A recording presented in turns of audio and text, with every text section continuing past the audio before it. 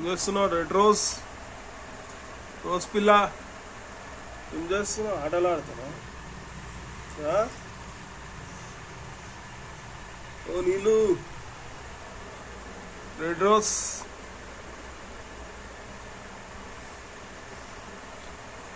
ఈమె పేరేం పేరు చెప్పుకొని చూసా. స్విమ్మింగ్ పూల్ గర్ల్ బొమ్మ సంటలో రావాలి.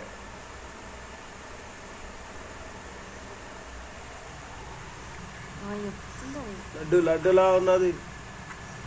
పాస్తా పిస్తా పెరుగుమాయ మొత్తం పెరుగుమాయ.